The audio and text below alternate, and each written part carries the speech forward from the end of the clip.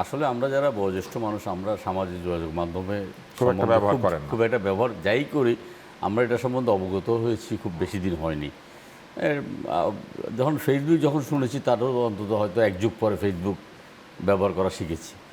তো এই ব্যাপারে ধারণা ছিল না। ফেসবুকটার যখন দেখতাম যে এটাকে ভালো কাজেও ব্যবহার করা যায়, মন্দ কাজেও ব্যবহার করা যায়, মাঝে মাঝে মন্তব্য করতাম যে ফেসবুকের ভালো কাজগুলোকে আমরা গ্রহণ করি, মন্দ কাজগুলোকে আমরা বর্জন করি।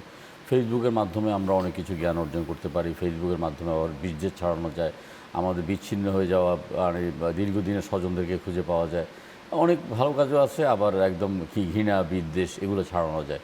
সবচেয়ে বড় কথা হলো যে আমি সংসদ সদস্য হওয়ার পরে প্রতিদিন দুই একদিন পর পরে দুই একটা টেলিফোন পাই, যেমন কখনো লেফটেন্যান্ট কর্নেলের চেহারা ভেসে ওঠে এবং তার নামটাও আসে লেফটেন্যান্ট কর্নেল অমুক, ডিআইজি তমুক, এসআই অমুক। তাদের বক্তব্য হলো যে আপনার টেলিফোনটা কি আপনি আপনার কোনো বাচ্চাদের হাতে দিয়েছেন, তারপরে এটা তো আমাদের সার্ভারের সাথে লিঙ্ক হয়ে গেছে, এখন তো এই আপনার এই টেলিফোন নাম্বার থেকে আমাদের সরকারের বিরুদ্ধে প্রচুর গালাগালি করছে, উস্কানিমূলক আচরণ করছে, এটা তো আপনি বিপদে পড়বেন, এখান থেকে আপনি বেরিয়ে আসতে চাইলে বেরিয়ে আসতে চান, হ্যাঁ চাই, বেরিয়ে আসতে চাই, তাহলে আপনি আপনার এটা ওপেন করেন, আমরা একটা ডিভাইস পাঠাচ্ছি, এটা আপনাদেরকে আবার এটা তো কেলেঙ্কারি। না এটা না এটা এটা এটা করেন, এটা করেন, এটা করার পরে এইভাবে প্রতিনিয়ত হ্যাক করে টাকা পয়সা যাচ্ছে। এখন দেখেন আমরা যখন দেশের বাইরে যাই আমরা একটা সিম কেনার জন্য গলদঘম হয়ে যায়।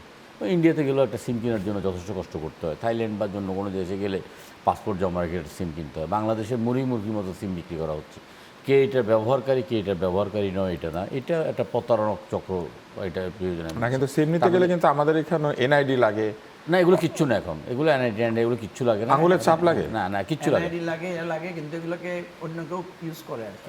এগুলো এক একজন মানে এক একটা এনআইডি দিয়ে প্রচুর মানে ভুয়া এনআইডি দিয়ে করে, এগুলো কেউ দেখাতে পারে না। আপনি যে কোনো পান দোকানে এখন সিম পাওয়া যায়। এই ব্যাপারে সরকারের তো একটা কঠোর অবলম্বন থাকা দরকার। আর সামাজিক মাধ্যমে যেভাবে আপনার উস্কানিমূলক আচরণ করতেছে, মানে বিশ্রী ভাষা গালাগালি করতেছে, এটার জন্য আমরা রাজনীতিবিদরা যাই, কন্টেন্ট যারা ক্রিয়েট করে তারাও দায়ী, এবং এটাকে এমন পর্যায়ে নিয়ে গেছে এখন আমাদের ভয় হচ্ছে ভবিষ্যতে যে এআই ব্যবহার করে এটাকে কোন পর্যায়ে নিয়ে যাবে, এটা নিয়ে আসলে আমরা সত্যিকার অর্থে আতঙ্কিত।